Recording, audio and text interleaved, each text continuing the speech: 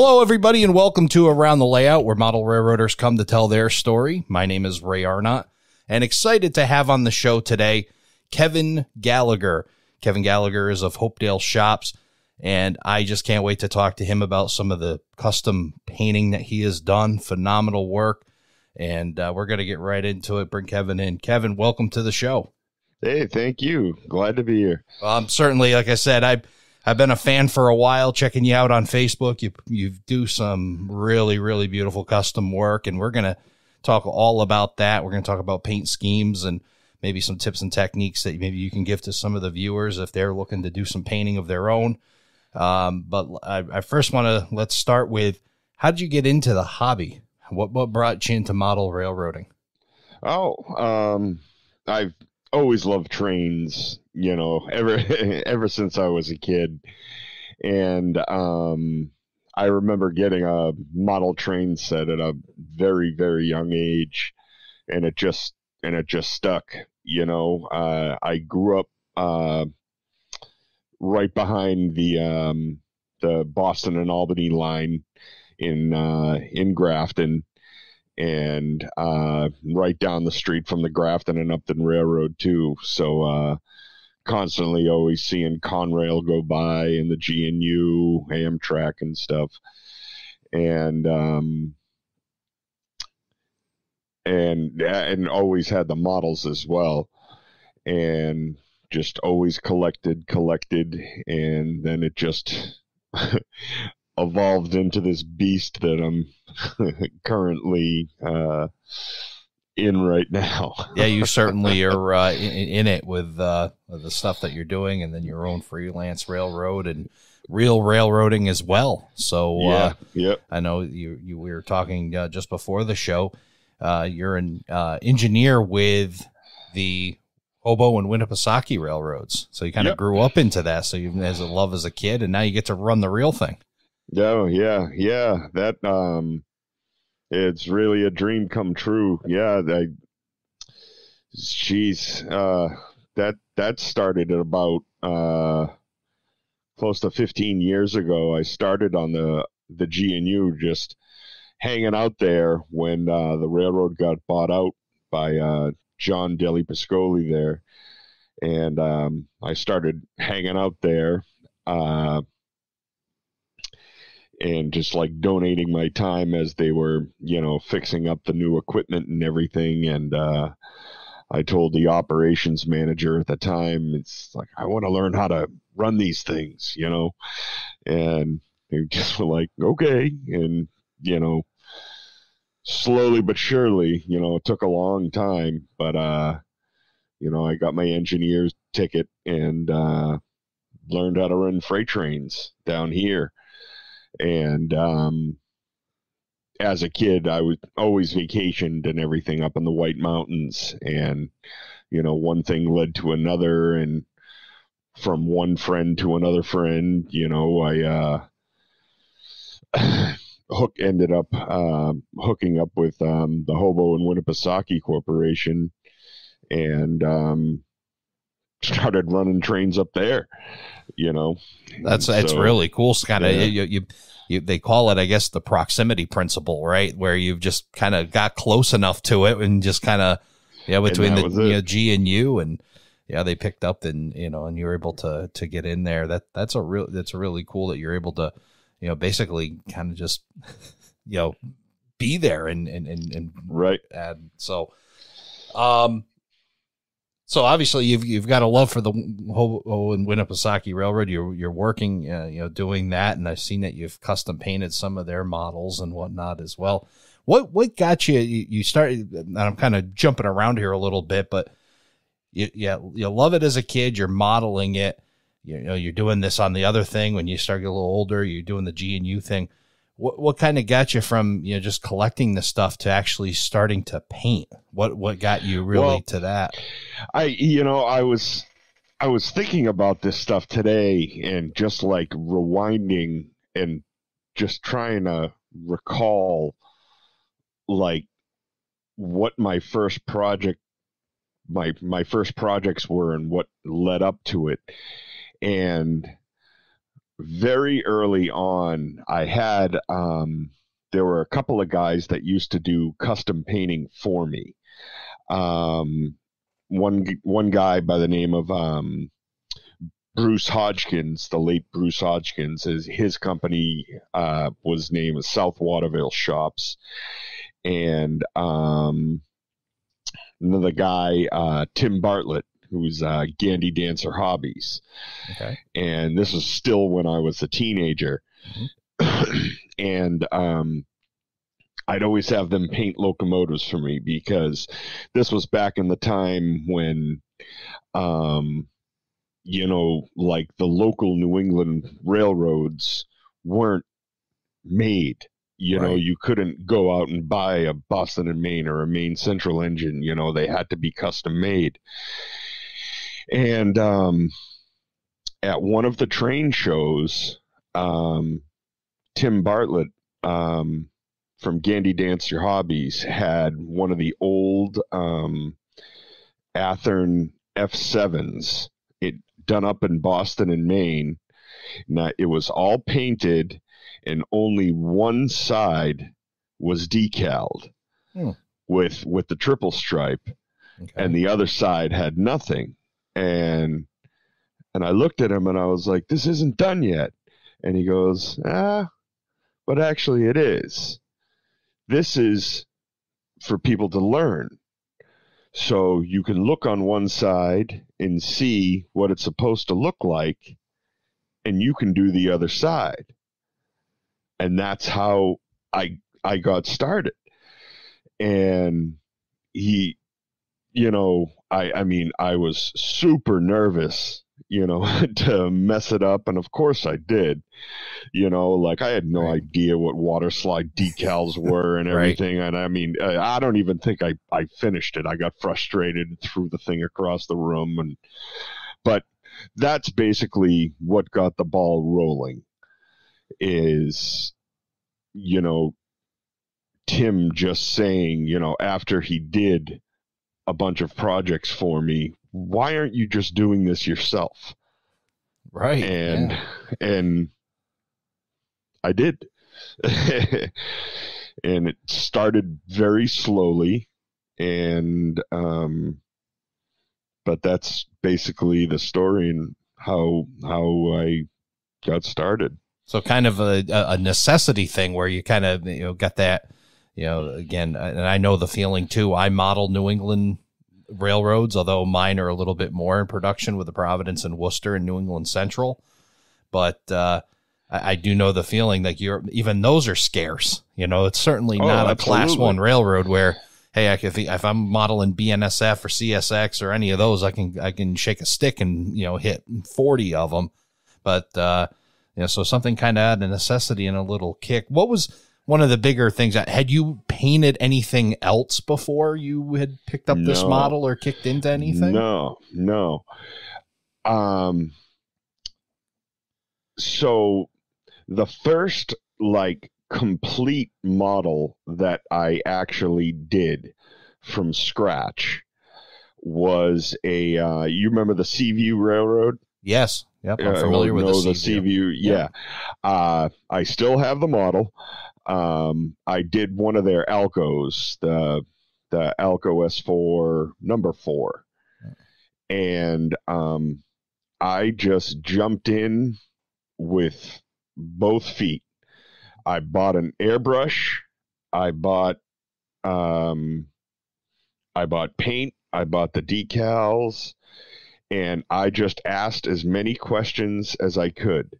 You know, at that time, you know, Jim Abbott from Highball Graphics was one of my friends. He's still currently like one of my best friends. And, you know, I had Tim Bartlett. I had, you know, Bruce Hodgkins still, Mike McNamara, who lives down in New Jersey now. And I had all of these wonderful resources, you know, to just be like, how do I do this? How do I do this? You know, like even coming down, like I still hear Mike McNamara's voice in my head when I'm thinning paint. Right. He always told me, he's like, I never measure out how much thinner I put in, because each paint, depending on the pigment, has different viscosity. It's different thicknesses, so there's different amounts of thinner that should be in there. But he always taught me, when I'm mixing it up, I always stick 2 toothpicks in there and pull the toothpicks out and look at the drops that come off the end of the toothpicks. And when it looks like milk coming off the end of the toothpick, that's the right mixture. Oh, what a fantastic tip. I still do that now, like 15, 20 years later, like I still think of that from what he told me, I think you found a great mentor when you can hear their voice in your head, like you've talked about, right? Absolutely. Yeah. I have one personally, I can hear his voice all the time, when I'm doing stuff. I've got a couple guys, and I can hear their sayings, and, some of them I can actually still text them what they said and kind of laugh that I can still hear it and whatnot, about putting down scenery or painting or any of these things, track work. And as you're doing track work, you can hear those messages, and that's really cool. Yeah, you found a great mentor when you can lock that message in and hear it over and over again. Yep. And you've really hit on another cool thing about this hobby, when you find people like the names that you've mentioned, that some people, they learn things and they keep it close to the vest kind of thing. And that's ridiculous. Yeah. I don't even socialize with those. Yeah. That type. I hate it. But the good news is that the vast majority aren't like that. They're willing to say, "Hey, I learned this and I learned it from somebody, therefore I can teach it." And it's really cool, especially when you're willing to share that information. And you're going to get you're in business doing custom models, but you're going to get people that are still going to send you work even when you share out information. So it's really cool. And I'm glad to have you on here to do that with us, is to kind of, talk about that, whether if somebody's painting their own or if they're sending it to you, it's still good to network and be able to have that source of information. Yeah, and I'm always happy to answer. Like, my phone is like, people are always messaging me through Hopedale Shops. What detail part did you use in this, and what paint did you use here? And it might take me a little while to answer, because 9 times out of 10, either I don't hear the message, or it takes me a little bit to remember what the hell I did. And, Sure. Yeah. I have some of those projects as well. I've looked at them, and then I go, and I'm trying to even remember how I did it. Sometimes it's like, right. did I even do it? Like, and then after that, it's like, okay, yeah, I did it. Now let's see, how did I do it? But right. Yeah. I'll tell you, I did some research obviously before the show. And like I said, I've been following your page for a bit, and I actually recently, within the last few months, I helped a buddy out. He's doing the Lamoille Valley, and he did an RS3. He doesn't want chop nose. But in fact, we interviewed him on our first episode, Joe Mammy, and him and I painted one of the locomotives for him to get started. And I'll be honest, that I was actually looking at pictures of your shop, and not only is your workspace really cool, you've got a train that goes around the outside of your workshop, and you got a lot of great tools and stuff in there. And honestly, I was looking at the shelves, like, okay, I see he uses, Tamiya primer. I can see that. So I was stealing information from you, right from your picture. I got it. It's everything. It's everything. Yeah. Oh my God. Depending on the project. Right. Yeah. Well, you certainly have a great source there and whatnot. What would you say is like, the first one, actually, let me get to this question because it's kind of funny to me. Do you know how many pairs of tweezer clamps you own? Tweezer clamps? Because I was looking, yeah. I will be conservative and because they're all in a pile over here, and I'll probably say 60. Yeah, I would say, yeah, you've got a lot of tweezer clamps. I bet you they really come in handy. Oh my God. Because sometimes like I'll paint 3 or 4 locomotives at one time. Right. And you'll need 15 to 20 per locomotive. Right. You know, and then they're all spread out, you know, and so they all got to hold up, and they're cheap. I was actually wagering on the answer of not enough. Oh yeah, right. You never can have too many. Great handy tool, and then I see you've got a bunch of them in all your pictures that you're using, and they're definitely you can see that they're a huge help to your process. Oh yeah. What would you say your favorite paint scheme is? See, now this is a tough question, because what's my favorite paint scheme? And let's go with the easy one. What's my favorite? Yeah, what's my favorite paint scheme to paint? Okay, so there's 2 answers. I guess let's start with an easy one. I think I know what your least favorite scheme is based on a couple pokes around on your page. Oh my God. Yeah. I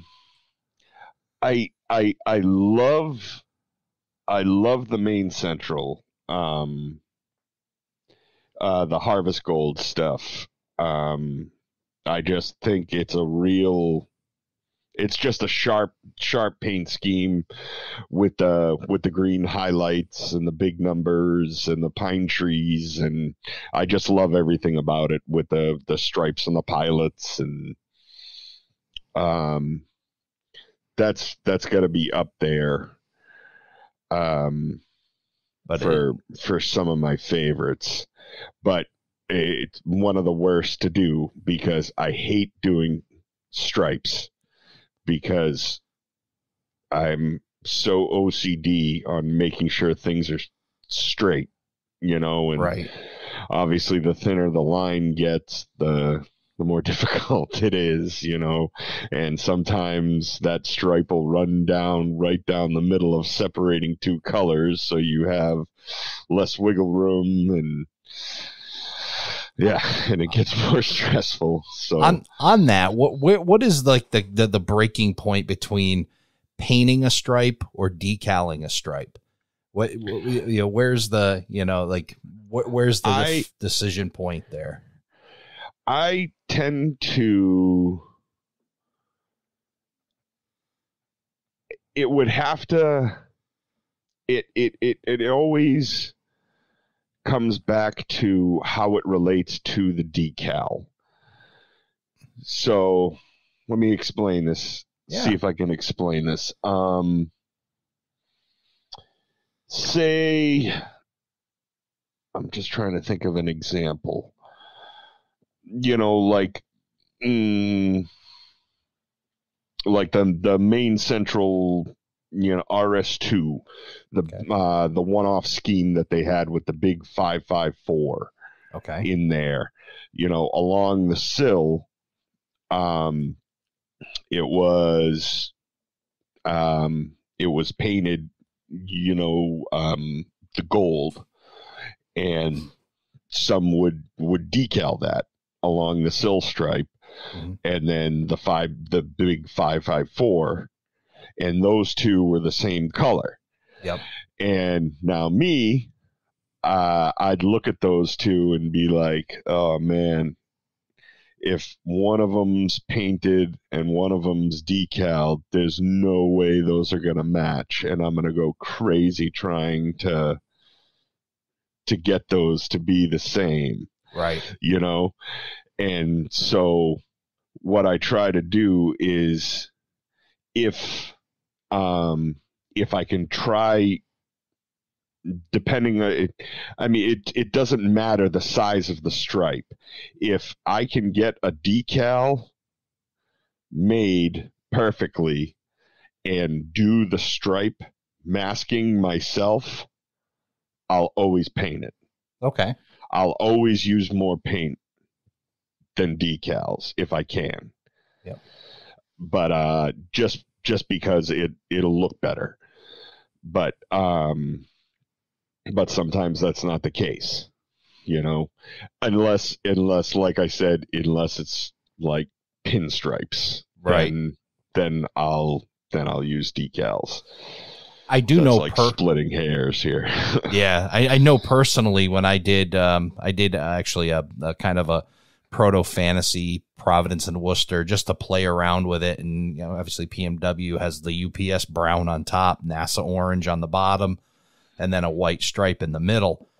And boy, I found that trying to put that decal on and keep that decal perfectly straight, and I was like, I probably should have just masked this off and painted it, because it was just, you're trying to get it, and then you finally get that decal pulled right, and then something wiggles, or it's a lot to do a long run on a locomotive. Of course, this was a C40, so it was like a real long, across the long hood, to try to keep that decal perfectly straight. Well, the one thing that I learned with painting P&W stuff is you can plan ahead, because you can use that line between the orange and the brown. If you get it perfectly straight as you're painting it, you can have that be your guide for your decal around the whole thing. So meaning you won't have to compare sides on, each side of the car body. Mm-hmm. So if you're looking at one side and that decal is spot on right in the middle, and you just follow that all the way around, then you're fine. So just because I've painted 400 of those SD70s. Oh yeah. I learned a lot. and I found it easier if I just take the time and mask it and get the masking perfectly, because you can move masking tape around, right? And if I can nail that, it's a lot easier running that pinstripe between the two colors around. Right.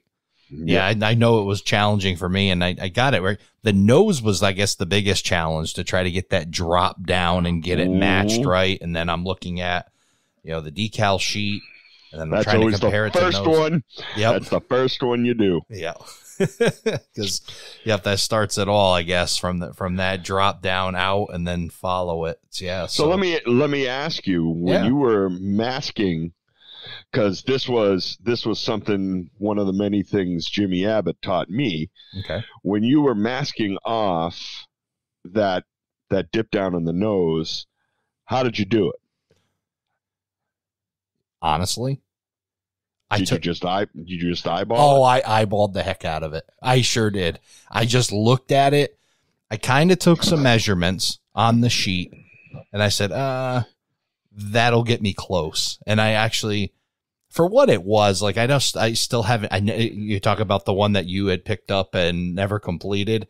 Here, that's one that's never completed. I did half of it. And then I said, well, I'll never really run this. I'll just kind of, it'll be a conversation piece. And then I never finished the other side of it. And I was like going through a sheet of Highball Graphics decals. And I was like, I don't want to waste the rest of these, because I might find an actual project I care about, and I don't want to waste decals. So I wasn't going to finish. But yeah, the nose I eyeballed, and I was pretty proud for a very amateur, very green painter, that I came up pretty close on the nose. But that is definitely a challenge, and one you really have to take your time with, making sure that you get it squared up and right. And even when I got the decal wrapped around, I was off by a touch, and I ended up being able to hide it on the back cab corner where it kind of came together, and it just went, if anybody. And then I said, well, I'm not really going to use this for anything. If I was going to use it for something, I certainly would probably either try to paint it, like you said, or try to get that masking tape a little better and go straighter. Yep. What's your masking tape of choice? What do you like to use? Do you use like Tamiya? Tamiya? Nope. Yep. 100%. Tamiya, 100% all the way. There isn't anything better. Yeah. No knockoffs, no nothing. I just want to rewind back to that P&W thing, because Jimmy taught me something that can be used not just for P&W engines, but I use all the time for tricky angles and curves in decals and everything. You take the decal sheet, run it through a copier. Okay. Yeah. Get the printout that's just on a regular piece of paper. Yeah. And I have a sheet of glass, that's, a foot long, 6 inches wide. Sure. And I put that underneath. I put the copy underneath, and I put the masking tape on top of it. Yep. And I trace it with the X-Acto knife. Oh, beautiful. And then it's perfect, and set it right up on top of the model. That's amazing. Yeah. So you use the Tamiya masking tape for that too, right? So you lay the Tamiya on top of the glass, and then just a real sharp X-Acto knife, and just cut and trace it out. And just some people would be like, well, why don't you just take the decal sheet and put it underneath the, because you'll scratch the decals. Yes. You don't want, but yeah, the Tamiya tape comes in, I don't know, like 6 or 7 different widths. Yep. And, you stick that right on top, and you can see through, you get a good light, and it's dead nuts every time. And I use that all the time. I see one of the pictures that you posted, because I was really interested in talk about one of my favorite schemes outside of what I run is the Central Maine and Quebec. Oh my God.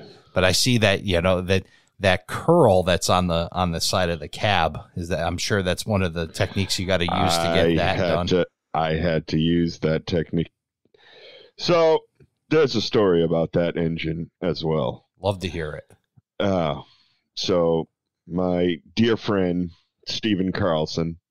Yep. That locomotive was for his son. Okay. And he came to me and says, Santa is bringing this for my son for Christmas, and Santa's a little booked up. Can you help me out? And I was like, I looked at the pictures, and I was like, it's a beautiful scheme, but yeah, but I'm just looking at the shade of that blue and that gray, and I knew I was going to have to mix colors, and nothing was going to be straightforward, and it's Steve, so of course I'm going to say yes, because he's helped me 8 million times, whether it's with reference photos or detailed parts. Steve has been another enormous help with me in this hobby. Sure. Very, very good friend of mine. But yeah, I got it done. I was not happy with that project at the end. It was just one of those ones. It fought me tooth and nail the whole way, and I gave it to him, and I was like, well, here you go. Like one of those, like, get this away from me, you know? Yeah. And just because of that on the cab, that little half moon, whatever the hell that was. Yeah. Oh my God. It's not even really like, and I was just looking at a photo of it here, and, I'll share this. It's not even really, it's a half moon, but it's not. It's such an uneven half moon that it's not. You can't even like just get something round to do it. It's got its own unique shape to it. And I had to trace, right? To get that perfectly. Oh my God! 'Cause that scares me away from it, because I've actually been up, prior to the the CP acquisition. I spent some time up there for work, and I ran into one of their, a GP 38-3, I think it was. Am I correct in saying that? I think they had in that Sounds CMQ. good to me. Sounds good to you. Okay, good. So hopefully somebody will, if I'm wrong, please send an email around the layout at gmail.com. Sure. Rail fans love to correct people. Yep. Send in your corrections. Just make sure they're in writing. But nonetheless, beautiful scheme. And I took a picture of it. It's like, oh man, this would be such a beautiful scheme. And, but then you know, that's the kind of stuff that scares you a little bit, like having to do that kind of detail work. But I mean, there is a way to, I mean, where there's a will, there's a way kind of thing. And I think you know, like you said, just patience and time, and you can probably, you know, you'll figure it out. You betcha. Yep. So matching colors, you mentioned that in the CMQ thing. How, you know, that's obviously got to be a challenge to try to get the right colors for things. And, you know, I kind of scare away even if I'm just trying to touch up stuff, because, you know, sometimes it doesn't translate if you're trying to touch up I would guess a production model and then, you know, custom making it land. Yeah. Never happens. If you're trying to touch up a model that's already been clear coated, and, you know, it's just never going to happen. But, trying to color match, you know, like starting from scratch, like trying to match a decal or something, is a bit more feasible. It just takes a lot of work, because it's a lot of trial and error. Add a little more white, no, a little more blue. No, oh no, that was too much. Now I got to add more white, and then you got like 47 gallons of paint by the time you're done, and to paint an engine that's 6 inches long. And, you know, I'm laughing because, man, you make me feel good, you know, hearing from a guy that does it a lot to a guy that doesn't do it much at all. And God, I still have the same problem. No. Yeah. Just because I do it a lot doesn't mean I mess up every single time I do it, you know? Right. Yeah. Because I know I've tried to mix some colors and try to match, you know, some certain things. And like you said, even touching up, like if you nick a model or something, boy, to get it to blend and do it right, it's so difficult. Every model has its spot, if you will, where you're just like, you know, like, I can't believe I did that. Well, we'll try to make that a little better. And I think that those are probably good places for soot, right? You just kind of blend some soot or dirt on it, and then you can just call it that. Right? Weathering. Yes. Yeah. So is it when?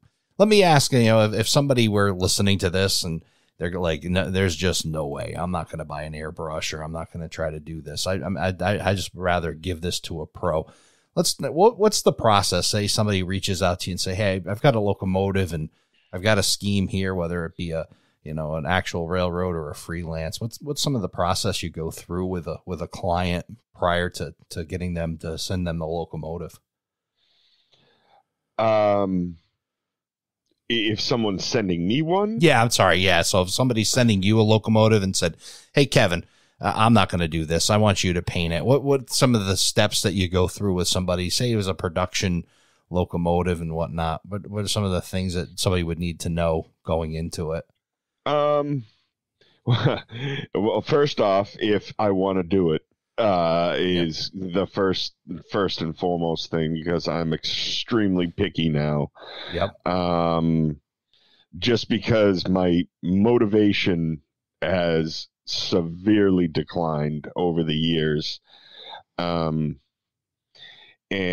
I found that if you're not like inspired to do it, it's not going to look good, you know, right. Like if it's forced. But anyways, if they come to me like, you know, like I want this, you know, main central Jeep, you know, whatever, I'm like, okay, excellent. What do you have for a base model? Mm-hmm. Well, I have this Tyco model that I picked up at a yard sale, and I'm like, okay, I bet you can do this yourself. I want you to go down to the hardware store, get some Rust-Oleum spray paint, get a nice school bus yellow, and you can do this yourself, buddy. You know, like, yep. No, but I ask, you know, like what their budget is, yep. And if it's and then I do my best to stay in range with that, because as you know, I mean, this stuff can get out of hand very quickly. Well, you can when it comes to the. Yeah, if you've done any of this before, though, I mean, most anybody would understand that it's a time-consuming process. It's not just a simple get it over to the spray booth, shoot a couple colors on it, and then you're good to go. I mean, there is a multitude of steps, and there's certainly a value to that for sure. Yeah, but some people just are like, I don't care that it doesn't have the right horn. I don't care that it doesn't have plows, or I just want it to have the paint and the decals. And I'm like, okay, I've done that before, and it's just shoot and go.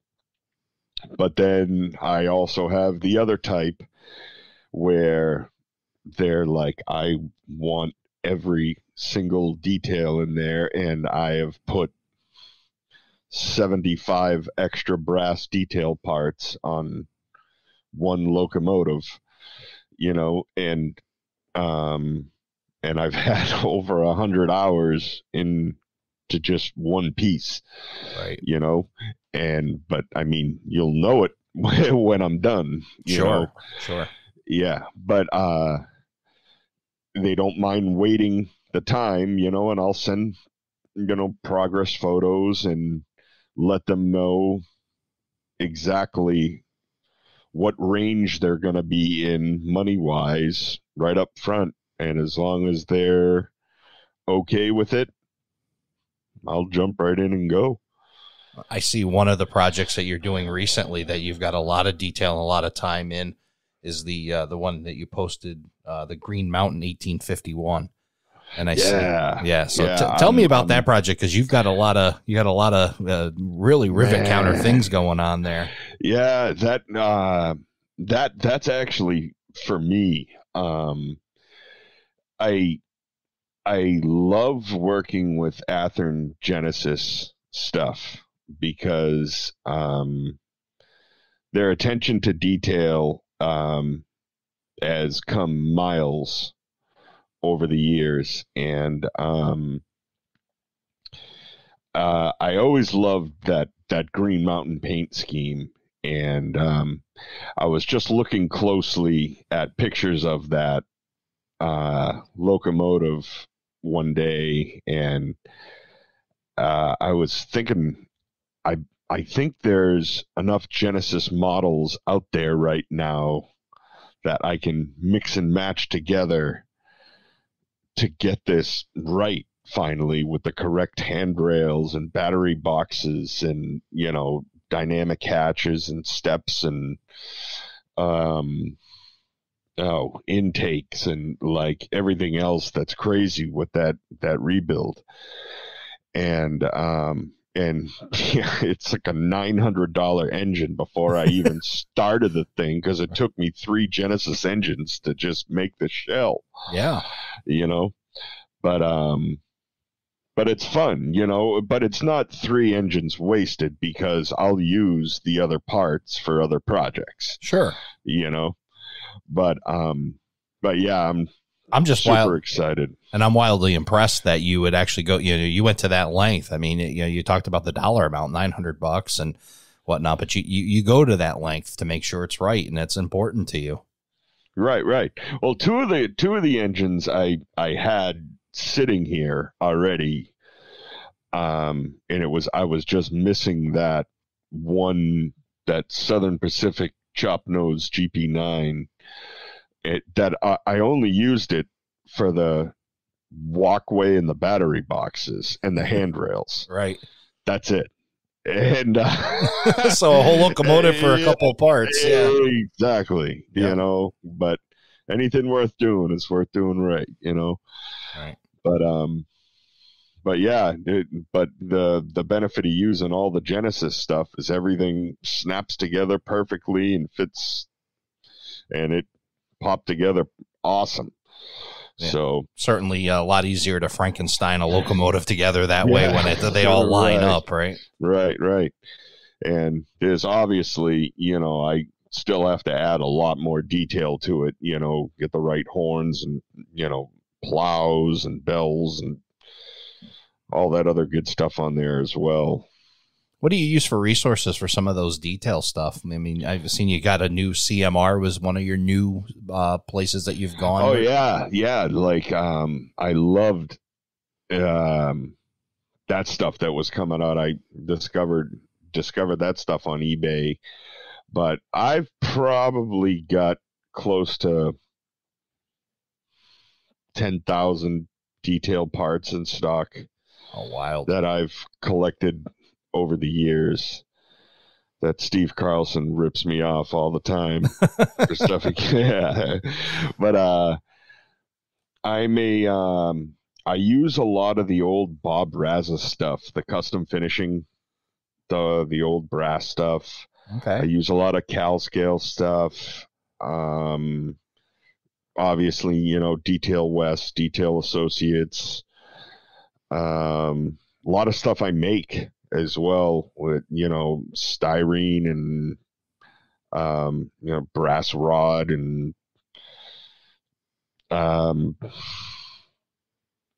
I also steal things from other engines. I've got boxes and boxes of other locomotives that, if I cut this off and take this, I can Frankenstein this into something else and make this part. So who knows? If I were to take and put you up against John Reed at AA Hobbies in a contest of who could name Detail West parts, who would win? John would win. John is amazing. Yeah. So I'm talking about AA Hobbies in Warwick, Rhode Island, and John's the longtime owner of AA Hobbies. And the guy is like the mind of a steel trap. Isn't that amazing? It's like a beautiful mind, right? You just go in there and say... how he remembers those numbers is unbelievable. Yeah. SP Snowplow. Oh, it's blah, blah, blah, blah, blah. Exactly. Yeah. Yeah. It really is. I forget my phone number, man. Like, so, yeah. But I know what it looks like, that's why I have everything in clear totes so I can rifle through everything. And John is certainly a beautiful mind when it comes to detail parts, and his shop is a great place to, if you don't have 10,000 detail parts like Kevin has here, John is definitely a place to go look for them if you're in the New England area, to check that out. Amazing hobby shop. Absolutely. There aren't hobby shops like that anymore, and we're lucky that is so close to us. Absolutely. Yeah. I'm not sure from Grafton. It's fairly close. For me, it's very close, and we're just glad to see that shop keep going. That's for sure, because it's good to have a local one. I mean, I'm an internet guy. I like buying on the internet, but there's certainly nothing like being able to walk into a store and see it in person and touch and feel. Absolutely. So absolutely, definitely good to support your local shop, and at least keep them fed, keep them so they can stick around, because we all need them. So paint, let's talk a little bit about paint and paint selection. And I know that you've got a couple go-tos. What would be your number one go-to when it comes to a paint brand? Number one is always Scale Coat. Yeah, I started off, I was a big True Color guy. Mm-hmm. And my good friend Sean Cavaretta bought out Scale Coat, and Sean was actually a True Color guy as well. Okay. And he bought out Scale Coat, and he came to me one day and he's like, "When are you going to start using real paint?" And I was like, "Oh, I don't know. I mean, I'm so used to this other stuff." Yep. And he gave me a couple of bottles and he's like, "Try this." And I was like, "Holy macaroni, this is good stuff." Yeah. And I never really looked back. So, it's great. It's great. It just It lies down like glass. Cleans up real easy. And yeah, like that, like I said, I mean, that's 90% of the projects that I do is all scale coat. The only time I still use True Color sometimes, only if like you mentioned before, like if I'm doing the hobo stuff. Okay. My OCD, like I started those using a True Color paint, so I wanted to make sure all of them match, so they're all the same. Right. So yeah, that Wisconsin Central Maroon, I think it is a dead on match to it. So I know my personal experience shooting True Color. The cleanup is a little difficult. You gotta, it's almost like it dries so fast. I mean, I'm an amateur, so I'm maybe spending a little too much time in the gun, but it just seems like it dries wicked quick inside the gun. Well, a lot of people don't realize that it's not paint. True Color is ink. Okay. Yeah. Is that what the acetone kind of thing to it is? Right. It's an acetone base. Oh, no kidding. Okay. With ink. Okay. Yeah. So that's why it dries as quick as it does. Okay. But yeah, for cleanup with True Color, I used straight up acetone, and it cleans up very well. Yep.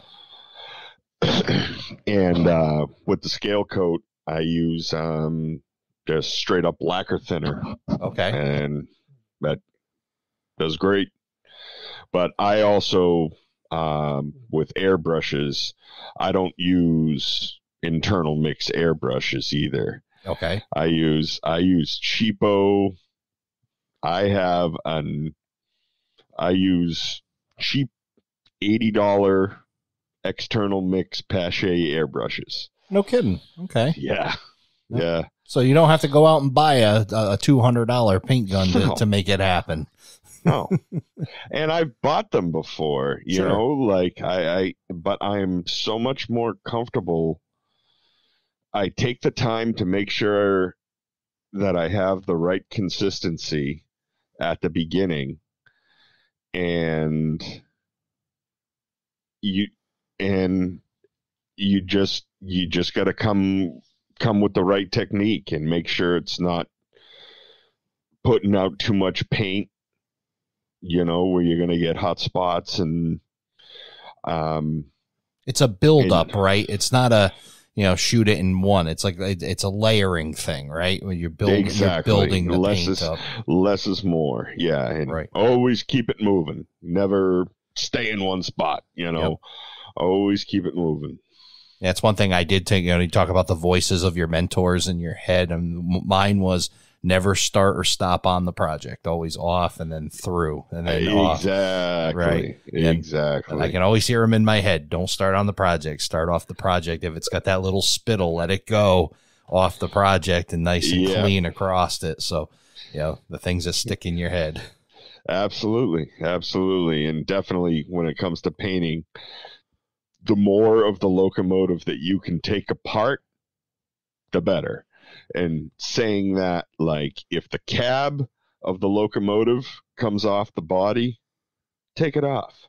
Okay. So you don't have that angle between the cab and the body to try to shoot in. Okay. And to get all that paint buildup. Okay. So if you can be shooting flat surfaces, do that. If you can. Right. So if you say it was, let's just say it's a standard cab, or let's say it's an RS3. I think people are familiar with an RS3. If that cab comes off, take it off, man. Right. You know, it just makes it easier because then you can get the front and the back of the cab all in one, you know, and then same with the, you know, the body as well, you know, and then when you slide the cab back on, you have a nice, it's nice and even where the cab meets the body as well, and you don't have a thicker spots or thinner spots where the two meet. Excellent. Now, I'd also noticed that, you know, all the, you know, the cool tools that you have, I was going to call them toys, but they're tools, right? Sure. They have a purpose. Yeah. That you have a drying booth in your shop. Is that more, does that help with the drying and as far as the quality? Is just it's a speed? It's for impatient people. Like, no. Yeah, okay. I'm not completely sold on this thing either. Okay. You know, like it's an elaborate, just draws dryer. Okay. You know, and the thing is, I haven't started painting brass yet. Okay. And Sean Cavaretta and Jimmy Abbott and everyone else make fun of me all the time because I'm afraid of it. But I think it will pay off once I start doing that, and I got to bake the paint on. Okay. May help with that. So that's kind of why I bought that as well. So for plastic models, it's only about speed. It has really nothing to do with quality. No. That's good to know. Because I mean, some people, you know, like me, I'm a gadget geek, right? I want to just buy all this gadget stuff, and you know, and then it's like, you know, how do I justify it, right? I'm the same way, dude. Yeah, I was like, ooh, something new and shiny. Yeah, it just takes up space, man. Right. Just be patient. Let the thing dry for 24 hours before you do anything else. All right. Yeah. Well, I want to make sure that we cover as well. You mentioned Jim Abbott and Highball Graphics, and we'll get a plug in for him, and I want to let you speak on just how awesome Jim is. Oh, he's one of my best friends in the world, and I would absolutely be lost without him in this hobby. He has done more for me. I can't even begin. Some of the rare projects that I've done, the one-offs and everything, the custom decal design work and everything, he is just amazing.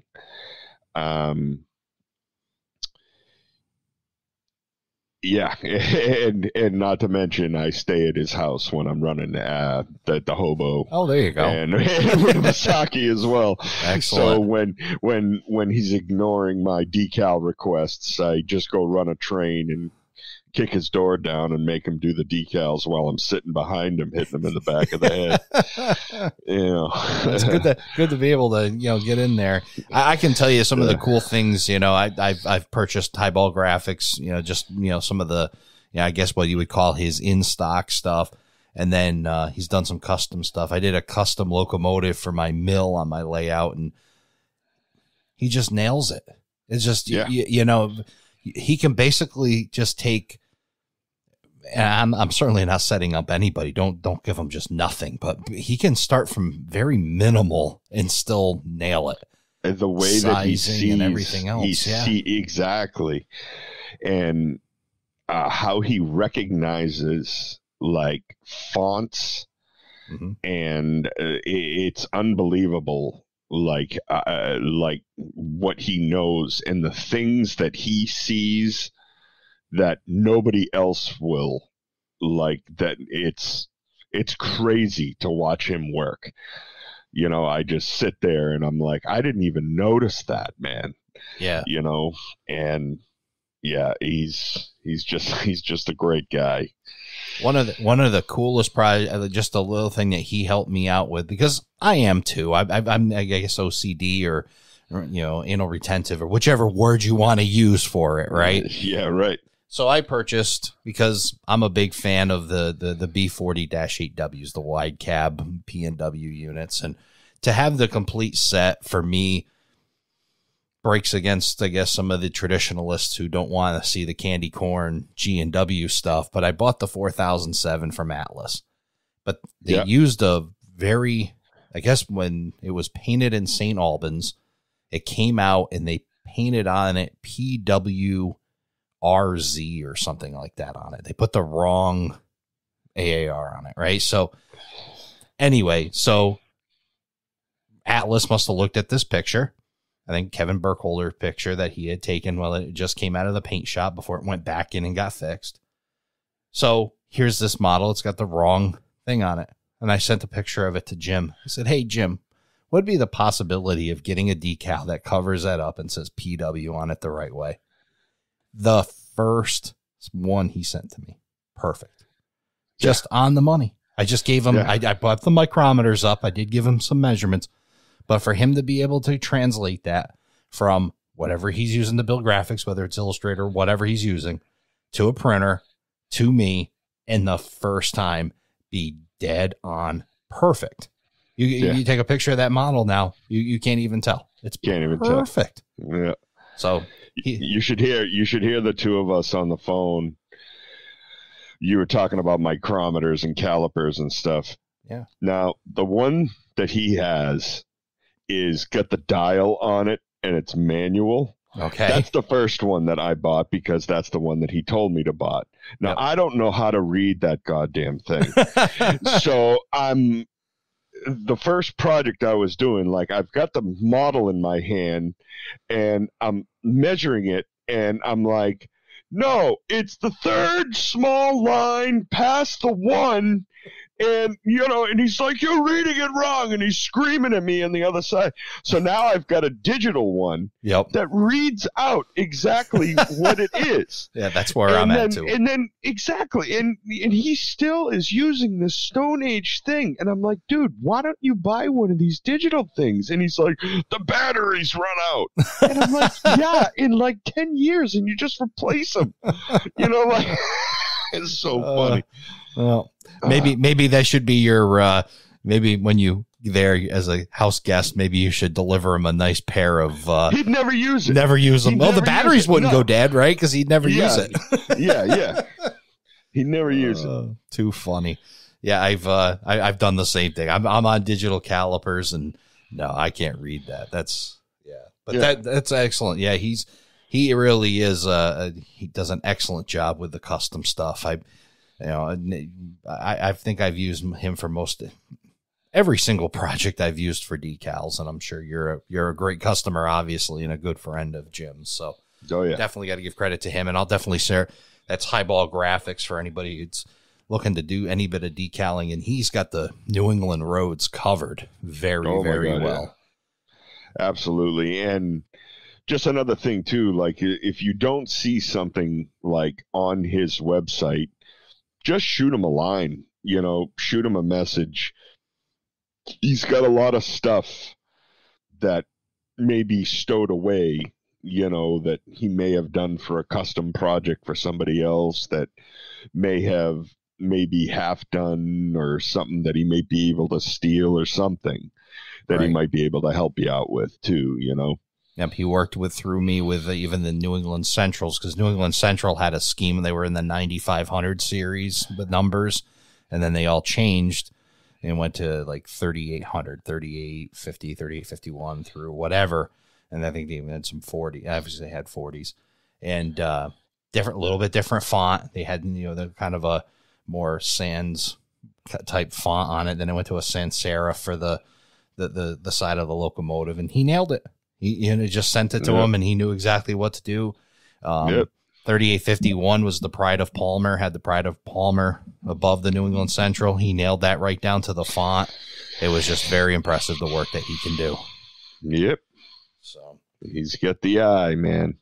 Absolutely. Well, I could go on and on tonight about you and your painting and some of these projects, and I certainly recommend anybody who wants to see some really beautiful work with custom painting to check out your Facebook page. It's facebook.com/Hopedale Shops. Where'd Hopedale come from? What was your Well, the big thing, rewind back to the beginning, my friend Bruce Hodgkins, who used to paint for me, had South Waterville Shops. Okay. So, from the main central, and I kind of stole his idea but related it, to the GNU. Okay. From Hopedale, Mass, where their engine house was. So I did Hopedale Shops instead. Excellent. Okay. Yeah. A little inside baseball there. Yeah, right. So, yeah, if you're looking for, even if you're just looking to paint yourself and you're looking for inspiration, or if you're looking to have something custom painted and you want to try to get Kevin inspired enough to get him to paint your locomotive, again, that's facebook.com/Hopedale Shops. Kevin, I appreciate you coming on Around the Layout, spending some time with us, talking about painting locomotives and stuff. And we'll definitely get you back on a show later. We'll talk about some other new projects that you've got and a bunch more. So thanks again for being on the show. Absolutely. Thanks for having me. Thank you for joining us for this episode of Around the Layout. You'll find more about today's show on our Facebook page, facebook.com/Around the Layout. Learn more about the show and check out past and future episodes on our website, aroundthelayout.com. And send us your feedback. We'd love to hear from you. Aroundthelayout@gmail.com. Thanks again for hanging out with us around the layout.